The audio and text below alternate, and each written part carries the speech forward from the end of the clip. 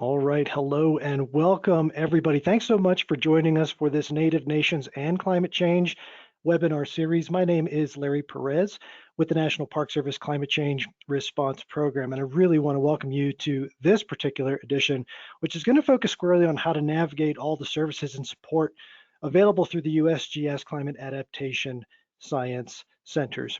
Right off the bat, I want you to know that today's broadcast is being live captioned through the kind assistance of Fed Relay. And if you'd like to take advantage of that service, please just go ahead and use the link that I'm posting in the chat box now for live captioning. Also, want to make you aware that today's broadcast is being recorded for possible future sharing online down the line. With that, just a couple notes about the technology that we're going to be using today. For those of you that may not be too familiar with GoToWebinar, all the functionality of the webinar platform is available through this menu that is found on your desktop right now. If the panels for the webinar interface are not already open, you can use the button at the very top to fly out that series of panels so that all your available tools are visible. There's a chance that your panels are set to auto hide after a set period of time. So for ease of use, you may want to click on View on top in your menu bar and make sure the auto hide the control panel feature is deselected. That'll leave your panels open for the duration of today's event, and that may be important.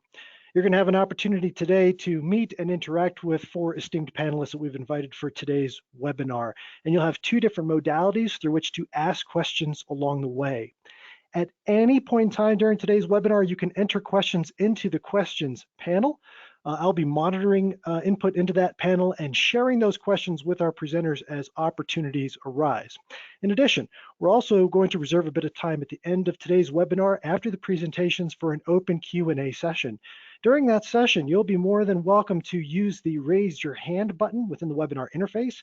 And currently, because we have a lot of folks attending today's seminar, everyone is by default on mute just to minimize background noise. But when we get into that question and answer session, you can raise your hand indicating you want to voice a question or bring your voice into the room, and we'll be able to unmute you one by one to be able to do that. So know that you'll have a couple different ways to ask questions and interact with our panelists as the event goes on. So with that, and without further ado, I just want to introduce our host for today's webinar, Ms. Pam Benjamin. Pam is the Cooperative Conservation and Climate Change Coordinator for the National Park Service Intermountain Regional Office, and she's based in Lakewood, Colorado. Pam is a vegetation ecologist by training and has served in multiple resource management positions in National Park Service sites and at the regional office. Pam's current focus is to assist Intermountain parks with natural and cultural resource technical assistance needs related to climate change impacts and response, and to represent Intermountain regional parks with larger landscape conservation partnerships. Pam, thanks very much for your leadership in organizing this series, and I kick it off to you. Oh, perfect. Thank you so much, Larry. And I want to say good morning or good afternoon to everyone, depending on where you're located. And I also want to welcome you to the first of these 3 webinars focused on Native Nations and engagement with climate change. And as Larry has identified, our webinar today is titled Navigating the Climate Adaptation Science Centers, a national network of climate adaptation support for Native Nations. Before I introduce our 4 presenters, I do want to give you a heads up on the next 2 webinars. Our second webinar will be held on Wednesday, May 28th at the same time. It is titled Words Matter, Considering Language Barriers. And this presentation will specifically focus on terminology differences related to climate change and those differences that exist between Western science and our Native Nations or indigenous communities. Then our third webinar will be held on Wednesday, June 30th, and that will feature Dorothy Firecloud, who is the NPS National Native American Affairs Liaison. She also assists the director in Washington, D.C., and she is going to provide us with an overview of NPS tribal programs and also be able to identify and answer any questions related to the types of activities that our tribal partners can do in parks. So going back to today, let me briefly introduce our 4 USGS Climate Adaptation Science Center presenters. First up will be Althea Walker. Althea is the Tribal Climate Science Liaison for the American Indian Higher Education Consortium at the Southwest Climate Adaptation Science Center. She is a descendant of the Nez Perce, Hopi, and Gila River people, and she is enrolled as a member of the Gila River Indian community. Althea serves an important resource to tribal nations and tribal colleges and universities that are within the Southwest Climate Adaptation Science Center service area, which includes the states of Arizona, California, Nevada, and Utah. She provides information, technical assistance, and access to subject matter experts necessary to support local climate resilience research, planning, and implementation efforts. The second presenter will be Stefan Tanjun. Stefan serves as a Tribal Resilience Liaison for the North Central Climate Adaptation Science Center. He works to support resilience building and climate adaptation with Native nations and Indigenous communities. His primary focus is capacity building throughout with Native nations and climate adaptation, I should say, with Native nations and Indigenous communities. And this capacity building is really in an area that is incredibly underserved within the U.S. He does this through training and educational workshops, project development, and direct partnerships with tribal resource managers, tribal councils, and tribal colleges. Our third presenter is April Taylor. April is a tribal liaison with the Chickasaw Nation, officed at the South Central Climate Adaptation Science Center in Norman, Oklahoma. Her position includes facilitating relationships between tribes and climate scientists within the states of Oklahoma, New Mexico, Texas, and Louisiana. April is a citizen of the Chickasaw Nation, and I happen to know that she has a very strong interest in research related to climate change impacts to culturally significant plant species. And then finally, our fourth presenter will be Dr. Casey Thornburg. He is a member of the United South and Eastern Tribes Incorporated, or USET. He serves as a liaison between tribes in the Northeast and the Southeast Climate Adaptation Science Centers. He works closely with the Bureau of Indian Affairs and to provide current climate science information, to identify climate research needs and priorities, and to provide climate adaptation planning support to tribes. Casey is a citizen of the Mashpee Wampanoag tribe, and he has an educational background in climate science. So with that, I shall stop speaking, and then we'll let Larry turn the webinar over to Althea.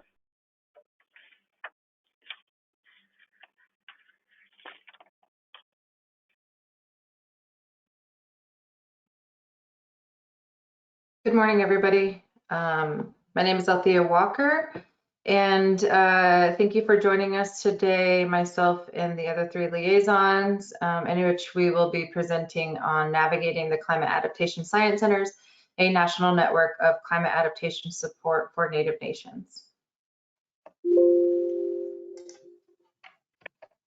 So the outline for today, we'll be doing some introductions of ourselves real quickly in this next slide, and then I will be covering the introduction to the CASC, or the Climate Adaptation Science Center Network. So if we say CASC, that's what we're talking about. And our roles as liaison, Stefan will be covering ethics and relationships. April will be covering context and cultural heritage, and Casey will be closing us out with some example case studies. And we will have some time for Q&A at the end of the presentations and a conclusion from the National Park Service. So again, thank you all who have joined us today. Again, there's time for Q&A at the end. And again, a reminder that this webinar is being recorded. But just to put faces with names, if you didn't see our faces up during the initial introduction, but I'm Althea Walker. I'm calling in from Chandler, Arizona, the homelands of the O'odham and Peeposh here in the Phoenix metropolitan area. And I'll let Stefan, April, and Casey say hello.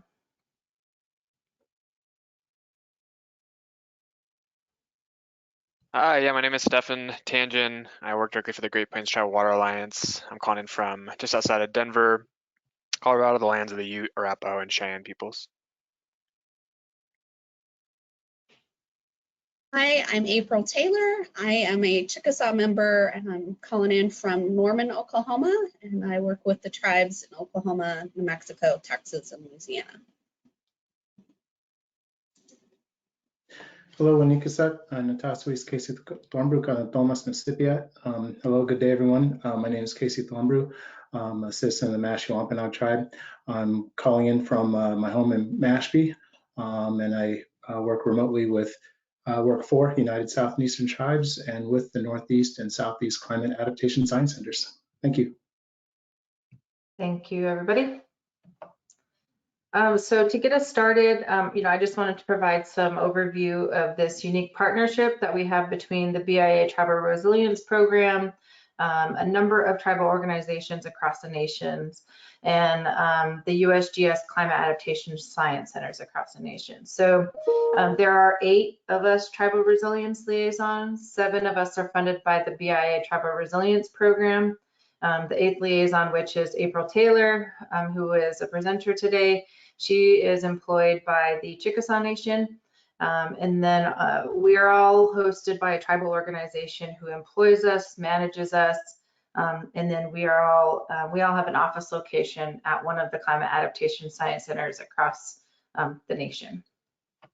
So to explain the BIA Travel Resilience Program as one of the partners, this program was established to build capacity and resilience of federally recognized tribal nations and Alaska Native villages through both technical and financial assistance, and providing data and tools, access to training and workshops, and the facilitation and planning for climate adaptation and ocean and coastal management.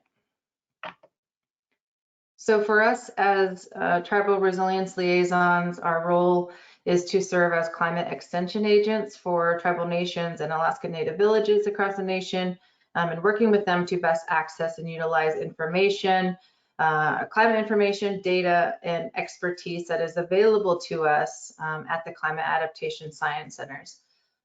We assist in facilitating research and collaboration, the coordination of forums and information exchange, and supporting tribal proposals for the BIA Travel Resilience funding that comes out every year. In this picture here is Steph, Casey, and I at the National Adaptation Forum, I believe in 2018. So for the tribal organization, an explanation of this partnership, or them being a partner and who employ and manage us as liaisons. The tribal organizations across the nation, so the Aleutian Pribilof Islands Association employs our Alaska liaison Melinda Chase. The Affiliated Tribes of Northwest Indians hosts our Northwest liaison Chaz Jones. The American Indian Higher Education Consortium hosts myself, the Southwest liaison. The College of Menominee Nations Sustainable Development Institute hosts our Midwest liaison Sarah Smith. The Great Plains Tribal Water Alliance hosts Stephen Tanjun from the North Central. And the United South and Eastern Tribes host Casey Thornbrook up in the Northeast and Southeast. And then again, the Chickasaw Nation hosts April Taylor in the South Central, but not only do they employ her and manage her as an employee, but they are also a consortium member of the South Central Climate Adaptation Science Center. And then for the Climate Adaptation Science Centers, who provide us office locations and easy access to extensive climate science resources. So there are 9 regional centers across the nation. This map shows 8, but there's currently a Midwest liaison or a Midwest Climate Adaptation Science Center being formed in the Northeast. But each of these centers are here to provide climate adaptation support to federal, state, tribal, regional, and local partners, and us as tribal liaisons focusing on our tribal partners across the nation. And each of these Climate Adaptation Science Centers have a number of consortium members who provide additional support to the centers and access to subject matter experts within the region or across the region. So for example, here in the Southwest, the University of Arizona hosts us, and we have partners like the Desert Research Institute in Nevada, the Scripps Institute of Oceanography in California, and Utah State University in Utah, but there are also a number of consortium members within our region. So just an example in that each region has consortium members. So I'm going to hand it over to Stefan, who will be talking about ethics and relationships, sharing some of the principles that we work by, the experiences that we've had as liaisons in the work that we do. And just a disclaimer that, especially for the audience who is non-National Park Service, that we are not National Park Service tribal liaisons. We're here as partners and to share our experience with everybody. So, Stefan? Thanks, Althea. My name is Stefan Tanjun. I work for the Great Plains Tribal Water Alliance, and I work in association with the North Central Climate Adaptation Science Center. So a big land base in the middle of the country. And I just want to say I'm not a tribal member. I don't have any indigenous connection. My family are actually Norwegian immigrants, but I grew up in the Pacific Northwest on the lands of the Snohomish people. But I've worked with local and indigenous communities for over 10 years, all over the world, in Samoa, the Philippines, Sierra Leone, Alaska, and so now in the North Central region. And I'm not an expert, I wouldn't say, on these things, but lots of insights from my 10 years of experience working with communities that I wanted to share with you all. I want to just thank Althea again for that introduction. I think it's helpful to have an idea about the CASCs and what we as liaisons do. We connect science. We seek to build capacity with tribal resource managers and help them address climate change impacts. It's a pretty broad scope of work that we have, but unique within the CASC network in large part because of the 3 priority partners that the CASCs have to serve, which are the state fish and wildlife agencies, Department of Interior agencies, and federally recognized tribes. Only federally recognized tribes have a position like us in liaisons to serve them. So that's a neat role that we play. So just looking at my first slide, it's called Ethical Considerations. The first line item says indigenous communities maintain ties to the land since time immemorial. So just talking about like why a manager or a federal agency would want to partner with tribal community. There's lots of reasons, one of them being that most folks are aware of colonial history and that there's a lot of myths associated with the colonization of the United States, one being that colonizers came across an unpeopled lands or wilderness untouched by the human hand. We know this is not true. We know that indigenous people have been calling this land home for centuries, and that indigenous peoples have complex and intricate relationships to the land, the water, and the more than human beings. So it's really important to recognize that depth and breadth of this history and these relationships. Second on my slide, it says UNDRIP, free, prior, informed consent. A lot of federal agencies do consultation. They throw this word consultation around a lot, and it means a lot of different things to a lot of different administrations. Big contrast between the previous and the current one. And I think it's helpful to look at the international definition of this. One of the main concepts that comes through in the Declaration of the Rights of Indigenous Peoples is free, prior, and informed consent. Basically means indigenous communities, they have the right to say no, and they have the right to be informed of a project well before it starts, and that's related to any project partnership, legislative or administrative measure that might impact them. Consultation is not a check-the-box exercise, it's a relationship. Last on my slide, indigenous peoples have knowledge that's critical to management. So keeping in mind that Native nations have every right to say no to a project, there are many reasons why they should be prioritized in management. And I've mentioned the history and the connection to the land. But due to this history and this connection, many Native nations have knowledge that's critical to management and really would help reverse some of the mismanagement that's occurred under previous federal policy. So looking at my next slide, it says importance of prioritizing Native partnerships. So some examples of why this is important. One being that indigenous peoples have been managing the landscape for centuries. Good examples of this are related to cultural burning. Numerous tribes have managed the landscape with fire. Karuk are a really notable example, Potawatomi also, and many others. And we know they've done this through, for many different purposes, creating habitat for animals, for food, for trails. Frank Lake actually gave a great presentation at the Northwest Climate Adaptation Science Center hosted yesterday going into really great detail on this topic. Second, again, just indigenous land stewardship created the ecosystem services that attracted the settlers. So debunking this myth of unpeopled Americas, people came across landscape when they colonized this country to a really comfortable, enjoyable landscape that was attractive, and that's largely because of indigenous land management. One of those management regimes was the Menominee, and that's my last point on this slide. The Menominee, recognized as a world leader in indigenous and sustainable forest management. Our Midwest liaison works directly for the College of Menominee, and this is a great example because it shows that using sustainable methods informed by indigenous management has created some of the most robust and sustainable forests in the world. They've been harvesting commercial timber for 150 years, creating 500 million board feet, and is some of the healthiest forests in the world as well. So looking at my next slide, I just want to reiterate kind of what a partnership with a Native Nation might look like. So it's very much relationship centered. So we're creating relationships with folks based on wanting to work with them, not based on a project timeline, not based on a check the box exercise. It's definitely not transactional, and it very much is reciprocal and personal. And there are many ways to go about doing that, but ensuring that that you're in it for the right reasons is central to that relationship. And just my last slide before I pass it on to April. I recommend, do the work. There's lots of resources out there. Coming to this presentation today is definitely a great step in that process. So one thing is that many Native Nations and regional organizations, they have protocols specifically for partnering on research.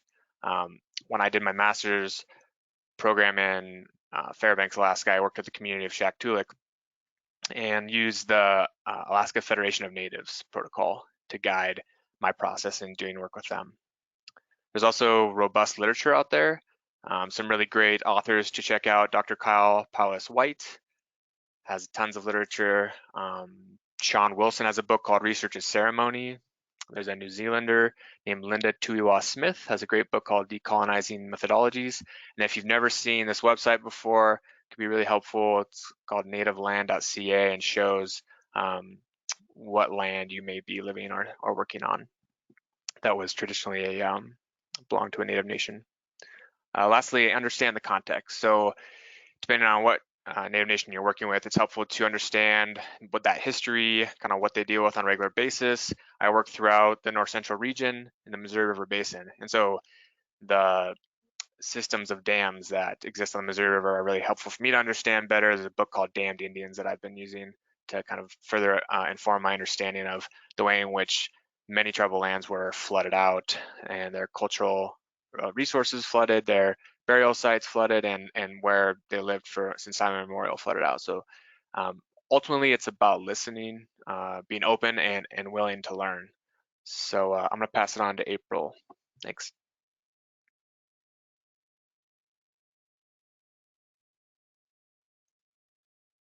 Hi, everyone.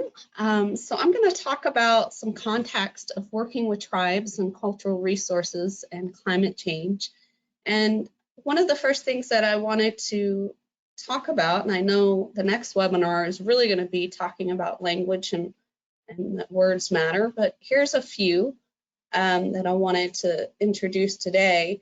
So cultural heritage is the legacy of physical artifacts and intangible attributes of a group or society that is inherited from past generations.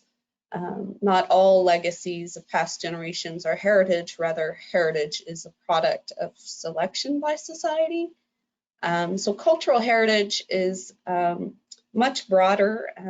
It is often talked about in the international context of many indigenous groups and at a global scale. Here in the US, we use a lot of the cultural resources language, which cultural resources are tangible and the intangible. They're spiritual, secular, natural, created, and age and range from ancient times to even the present. cultural resources are valued and interpreted in accordance with societal and individual or personal worldviews and histories.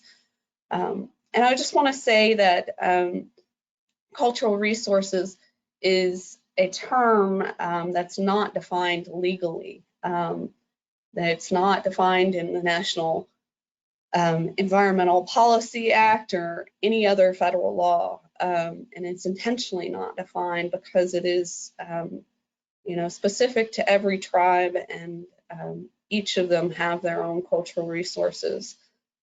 So in contemporary use of the term in federal and state local government environmental compliance is narrower than our definition and generally remains undefined and will probably stay that way. As far as traditional ecological knowledge, Peter Usher refers to it as specifically to all types of knowledge about environment that derive from the experience or traditions of a particular group of people. So that's another key term to be familiar with. And then preservation is really key as well. And it is a means of keeping cultural and heritage from a present for the future. And it's often in reference to a current or a reference condition. And so when we think about climate change, preservation may not be realistic of trying to maintain or preserve something to a current state or a historic state. So with that, next slide, please. So next, I wanted to give some context of Native nations. So here in the US, we have, since 1992, we have had the amendments to the National Historic Preservation Act where American tribes could take over preservation functions. And in 1996, there were only 12 tribes that formally had some kind of historic preservation authority and responsibility. And then by 2017, more than 170 tribes were participating and may have had a tribal historic preservation officer, or as we refer to as THPOs. So, the capacity of some of these programs fall under, may have a tribal historic preservation officer or may not. There's still tribes today that don't have this kind of capacity or have taken on that responsibility. And the other thing to keep in mind is even though the National Historic Preservation Act started considering sovereignty and self-determination, the practice of that still falls under that Western value system that the National Historic Preservation Act started with. And so they operate under that. Another key thing to know is that that under the system, tribal cultural properties, or TCPs, became a new designation under the National Register of Historic Places. And so tribes were able to include their value systems to designate their properties under that, where in reality, a lot of these places that the tribal cultural properties, TCPs, were already on the registered, but they just added other aspects. And so some of those aspects that they included were their association with their cultural practices or their beliefs or the living community that were rooted in that the history there. And so they continue to associate those places with their continuing their cultural identity today. So next slide, please. So these tribal historic preservation offices or cultural resources offices, they primarily focus on those historic properties and structures.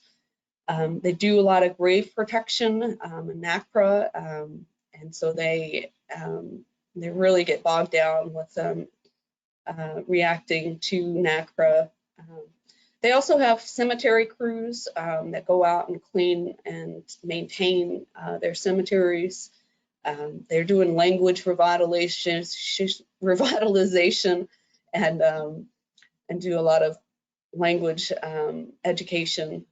They also are really focused on revitalizing their culture, and so bringing back a lot of things that may not have been practiced or back into their lifeways and places. And then they also deal with access to federal properties as well. So many of the federal properties, tribes have access to gather or to do cultural practices and ceremonies and things there. So maintaining that access and things. They also, most of the tribal consultation goes through the Cultural Resources Department.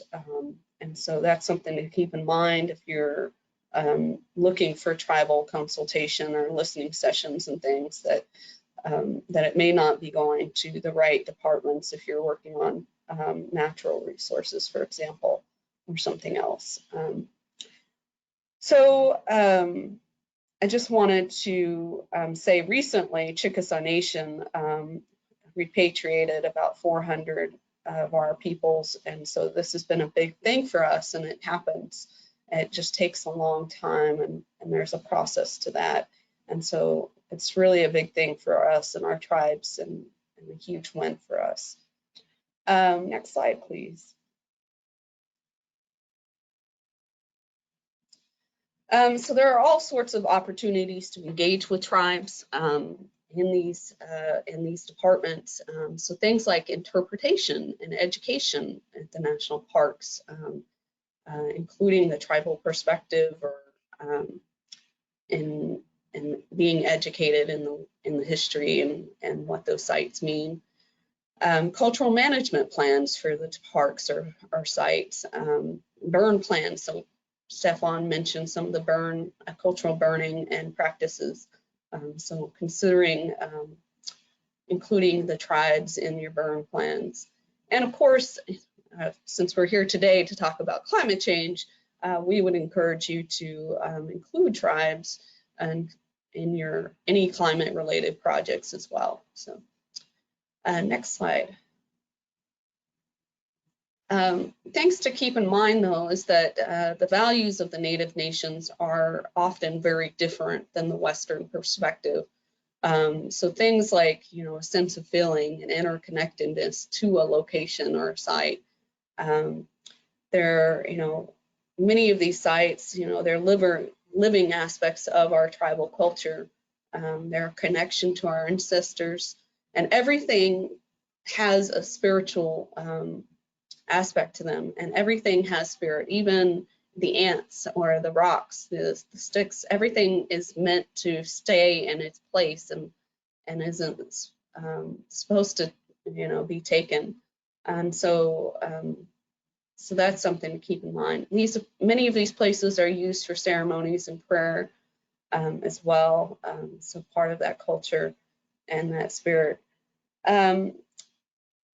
Keep in mind that tribes think of things holistically and not separate out things. So if you're working under a federal agency or a law that treats cultural resources separate, tribes don't think of them, as separate. Natural and cultural resources are one of the same, and they are very important to tribal culture. And so even though you and your Western perspective may approach NEPA or the National Historic Preservation very separately, they don't consider those things as separate. And then I also wanted to mention that there's a lot of things that are not supposed to be shared, and data sovereignty principles as well that are considered. And so there's a lot of things in tribal culture, such as timing of when things are shared, whether it's a song or a story. It may be seasonal, or it may be other things that there's a timing or a meaning of when that is shared. And there may be only specific people within that tribe that can share that or know that knowledge. And not everybody in the tribe has that knowledge. So it's really key to respect that and be aware of that. That's if something's shared with you, you know, it's shared with you and not with your agency, or and it may not be, they may not want it shared beyond that. So so things to keep in mind and in their value systems and how these things are valued. Next slide, please. So losing cultural heritage is very different in the sense of tribes and what it means to them, and especially as climate change impacts these things. It's our connection to our ancestors and our spiritual connection. It's a connection to social and cultural traditions, whether that's historic or current day traditions. It's also an economic value in tourism visits and things like that. It's also understanding how we adapted in the past and might adapt in the future. So understanding traditionally how those things and how things were decided and why they happened. Often, you know, is huge learning for our futures. And a lot of our language is embedded in these places. You know, our languages were based off of where we lived and the things around us and places. And so maintaining that language and understanding that language is based off of that place.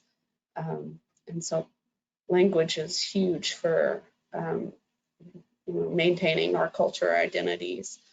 And then also cultural landscapes and ways of life. You know, it's much broader than just that site. It's within the cultural landscape and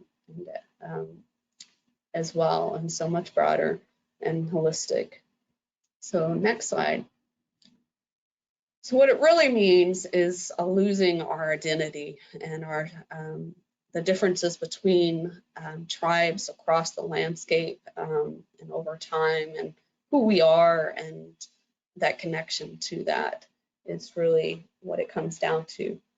And so keep all these things in mind when we're working with tribes on cultural resources or on cultural resources and climate change as you or when you're reaching out to them. So with that, I'm going to turn it over to Casey, and he's going to give us some examples of what good tribal relationships look like.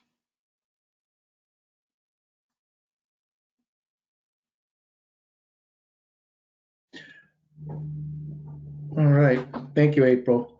Yes, so I'm going to be segueing into a couple case studies here, but in doing so, one of the things I think about in terms of relationships and engagement with tribal nations is geography.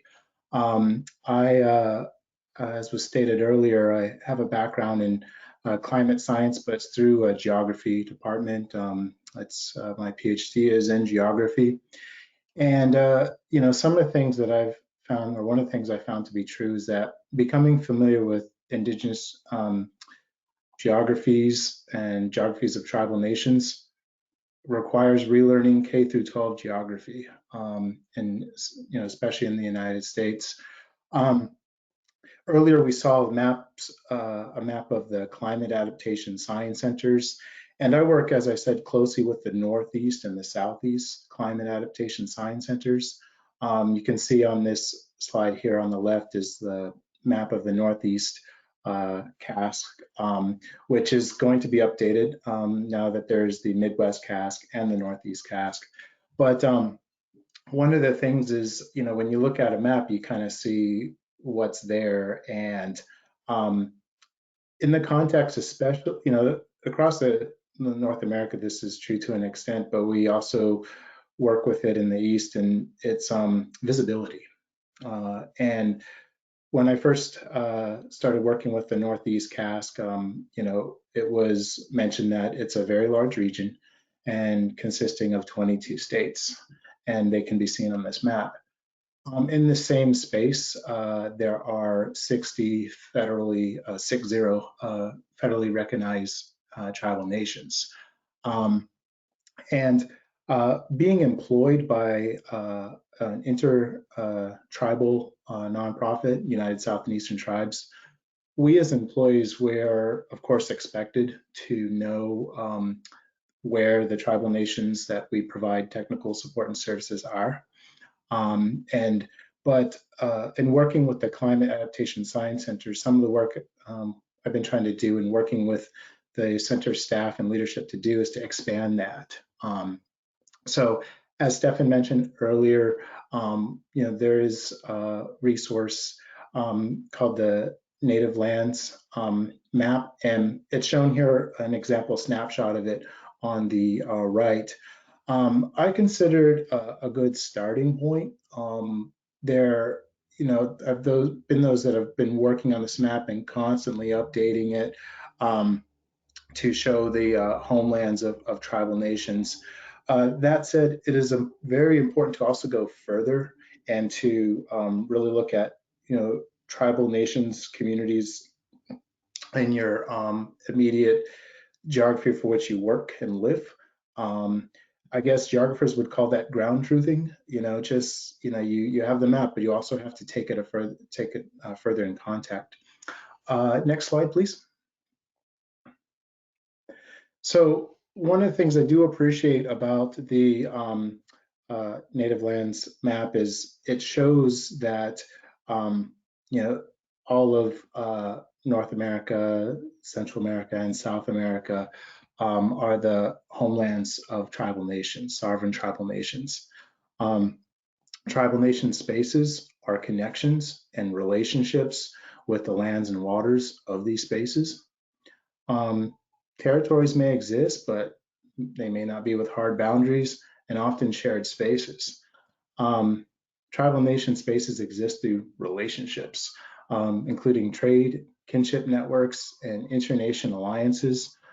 For example, like the Haudenosaunee, also known as the Six Nations, an alliance of nations that share a similar, the same language family, but also made a governmental and sovereign decision to stay connected as independent tribal nations, but also as a collective Six Nations. And that's, we see that there's across the world, you have the United Nations, you have, many examples of that. Wabanaki, collection of connection of tribal nations in the space of, say, like the area of the state of Maine or Nova Scotia, New Brunswick. There's movement over spaces, joining alliances, environmental changes, movement to avoid threats, or forced removal from lands. But nevertheless, constant relationships with homelands. Next slide, please.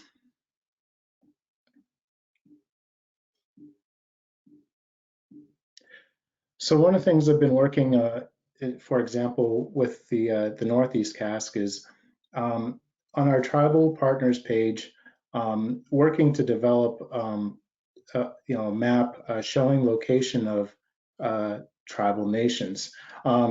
This is in draft stage, as you can kind of see. But as I had mentioned, there are 60 federally recognized tribal nations in the Northeast, or now the Midwest and Northeast CASC space. What's true is that when you look at, for example, acreage and things like that for trust lands or reservation spaces, they're not often not large enough to be ascertained from a US or regional scale. So, we've got these points here that are labeled, and each one showing, the tribal nation's headquarters or community place. So, but this is really just a start, because we have to think of another thing. And if we go to the next slide, please.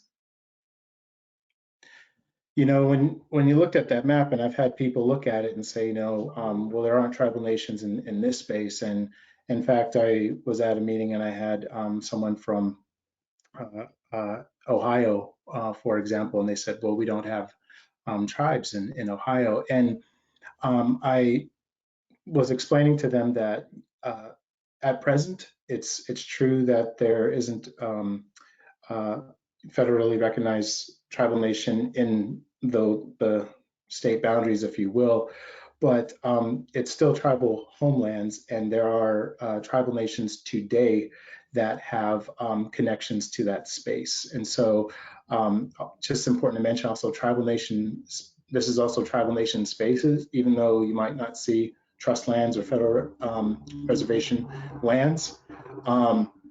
Many tribal nations in this area were forced to places out west, such as Oklahoma, Texas, Kansas, or even some also their nations went into areas in Canada. Next slide, please. So, it's also important to consider in the geographic space that you live and work, there may be non-federally recognized tribal nations. This is especially true in the East. The burden is on tribal nations to prove continuity through and despite the impacts of colonization and proving this to the US government.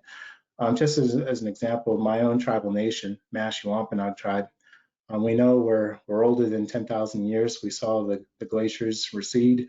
We signed a treaty along with 8 other Wampanoag nations with English colonists in 1621, following the American Revolution and subsequent wars. In 1975, we put in a petition for federal recognition, and it was about a 30-year process. Many tribal nations may not have treaties with the United States because it was not the United States yet. And so just kind of being aware, again, of that. Some tribal nations and communities are recognized by state governments. So the point in all this is it's very important to learn local geography. The federally recognized tribal nations in the region you live and work, or does the state you live in or work in have, for example, commission or office on Indian or Native American affairs? Next slide, please. Again, I kind of go back to the K12 thing because some of the curriculum that I, as a child in the 1980s, saw is what K through 12 students, including Native American students, see in their textbooks today. And so this, well, one of the things we try to advocate to avoid is teaching or learning of tribal nations as groups or in the past tense, using past tense language. So this, a little snapshot from Facebook here, but this is an assignment for elementary school kid, and it says, what are the 3 major regions in which Native Americans lived, past tense? And this student is citizen, tribal nation, Native American, and they very mindfully wrote, we still live here. So, glad that they and their family responded to that. Also being mindful that perspective of Indigenous peoples as visitors or guests to park spaces can be offensive, because it's like if you're being referred to as a guest or a visitor to a space that you're ancestrally tied to, or in some cases you can even trace your family to that exact space. So kind of thinking about those and acknowledging Indigenous peoples and tribal nations as original stewards of the spaces, and even if these spaces may have parks on them today. Next slide, please.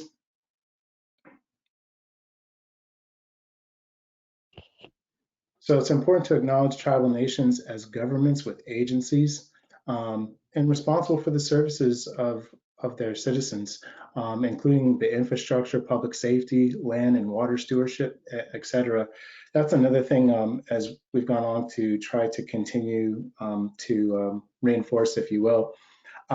Whether a tribal nation has 500 citizens, 10,000 or 100,000, it's a sovereign government. And as I tell people, I worked for my own tribal nation, and I look at tribal council as Congress. Like it's just as it would be important if you were to give a testimony or report to the United States Congress. It's that important for me and for others. If we are presenting or being in the presence of our tribal government, tribal council.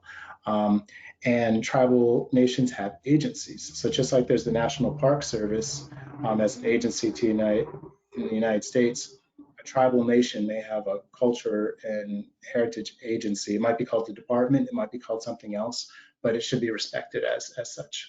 Next slide, please. Hey, Casey, just busted Yep. in here for a second. This is Larry, just conscious of time. We're running a little short and have a couple questions to address. So just make it through these last couple of slides pretty quick if you can. No problem. So we'll go ahead and wrap up through those. So with tribal engagement, it's important to attend and become involved in tribal events, but being mindful that these are events open to partners or they're at invitation, and kind of mindfully participating in these events by asking yourself, is participation appropriate to the topic or the context of the meeting, and respecting time and availability. Next slide, please. So, for example, in the Southeast CASC, we are now working with the Seminole Tribe of Florida Heritage and Environmental Resource Office. The acronym is HERO, and they are an agency of the tribal government of the Seminole Tribe of Florida. What's important about this relationship is that this is a relationship that started with an invitation by the Seminole Tribe of Florida HERO, and it has developed over a couple of years. The invitation came at a USET meeting. I presented on my work as Tribal Climate Science Liaison, and I was asked by a representative of HERO to see if I could connect them with the Southeast CASC and if we could arrange a site visit to the Seminole Tribe of Florida. And that's what's pictured here is our site visit. Site visits are very important. It's very important to take the care that you are a guest, and that the tribal nation employees, staff, and citizens have kind of stopped what they're doing to work with you and to show you around. And so we have to make sure we follow through and provide the information and technical support services. So that's also very important. Next slide. And I think this is my last one. Going back to the Northeast, another strategy is connecting the Northeast CASC with scholars and those who have been working closely with tribal nations, who may be from tribal nations. This picture shows our Forest Adaptation Technical Assistant, Tyler Everett, who's a citizen of the Aroostook Band of Micmacs, who works with several tribal nations in forestry. Dr. Kelsey Leonard, citizen of the Shinnecock Indian Nation, who works with many tribal nations on the mid-Atlantic coast. So trying to connect people to ensure that we can get information and resources to assist tribal nations with climate change adaptation. I'll stop there and say Katap Tano. Thank you very much. Excellent. Thanks very much, Casey. Appreciate that. I'm going to light up everyone's cameras on the panel and invite a bit of Q&A here. We have fantastic presentations, panelists. Really appreciate the time and thoughtfulness in each, and they've generated a number of questions within the questions panel. Attendees, you're welcome to submit some more or raise your hand, and I can unmute you. But in the interim, Casey, I think this was really kind of directed at you towards your presentation. Are there links to the tribal nations data layers that you shared available for ArcGIS, and if so, are those available for the use of others? So there are probably some. You have to kind of think about those on. So there's certainly like the layer to federal trust lands and tribal nation trust lands, but other types of things, if it's specific to tribal nations, you kind of have to make sure those are, if those are publicly available, you can utilize those. I will say real quick, there are some tribal nations that have been developing story maps that they are sharing publicly and sharing that which way they are able to share. It's good to visit some of those. Seneca Nation has a really good one, and the Seminole Tribe of Florida also has a very active story map. Excellent, thanks for that. And Kevin, who was a submitter of that question, I hope that answered your question. If not, I should make known to everybody available through the handouts panel of your webinar interface is a PDF copy of the presentation that our panelists shared with us today.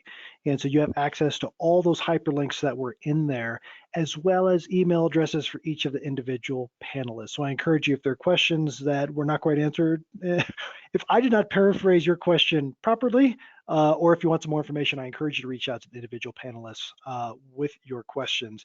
Also, if there's anything that we're unable to get to today. I did have an additional question here saying most of the affiliated tribal nations in our area are not federally recognized. Do they not then have access to any of this support? If someone can address that. Yeah. Go ahead, Casey. So yeah, at present, support and funding through the Bureau of Indian Affairs Climate Resilience Program goes to federally recognized tribal nations. So tribal nations that are not federally recognized have to, at present, kind of seek other forms of support. And I'm aware that some can get pretty creative in trying to fund some things to address issues in your tribal nation community. So I'll just kind of share that. But through the BIA, yeah, we work directly with federally recognized tribal nations. Excellent. I appreciate that. And I will say there's a lot of other great comments, panelists. Look in the questions panel, you're getting lots of love from some of our attendees saying great session. We really appreciate the time and attention you put into the presentations today. I do want to, a number of folks have asked about the upcoming sessions in this ongoing webinar series. We do have one coming up next month, May 26th, and I will share a link to register for that particular event in the chat box now. Feel free to register for that as of now, and we will share links to register for the June session next month. We've just not populated those yet. So May is available for registration now. June will be forthcoming. Excellent. We've got 2 minutes to the top of the hour. Althea, Casey, Stefan, April, I want to again sincerely thank you. Any final words from you and or Pam, who is on with us still as well?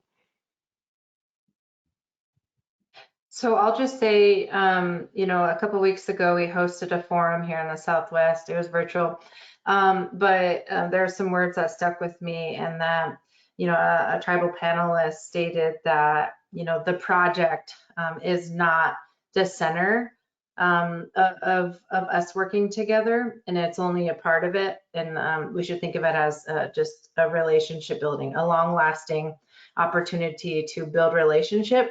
And projects happen throughout that time, but it's not the center of what we do. Excellent. All right. On behalf of the entire organizing team, we thank you all very much for attending and hope to see you next month for the next installment of the Native Nations and Climate Change webinar series. Have a great day. Thanks. Bye, guys. Thank you, Larry. Thank you, Pam. Thank you, everybody.